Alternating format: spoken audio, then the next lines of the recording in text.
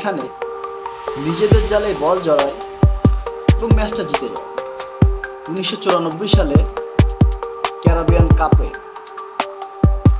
মুখোমুখি হয় বার্বাডোস এবং গ্রানাডা, যেখানে বার্বাডোসকে কমপক্ষে 2-0 গোলে বা 2 গোলের ব্যবধানে ম্যাচটা জিততে হতো। কিন্তু সেই ম্যাচের স্কোর হয় ম্যাচ শেষ হওয়ার কিছুক্ষণ আগে 2-1। মানে তারা জিতছে ঠিকই, কিন্তু ব্যবধানটা 2 গোলের হয়নি। তখন বার্বাডোস প্লেয়াররা কি করলো জানেন? নিজেদের জালে নিজেরা গোল দিল। কারণ তারা খুব ভালো করে জানতো যদি স্কোর সমান হয় তাহলে সেক্ষেত্রে এক্সট্রা টাইমে খেলা যাবে, এবং তখনকার একটা নিয়ম ছিল এক্সট্রা টাইমে একটা গোল করলে সেটাকে বলা হতো গোল্ডেন গোল।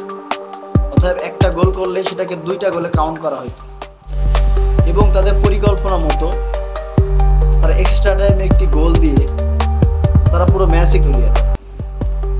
নিজেদের জালে গোল দিয়ে যে ম্যাচ জেতা যায় এটা শুধু ফুটবলেই সম্ভব। কমেন্টে বলেন তো এটা কি স্ট্র্যাটেজি নাকি পাগলামি?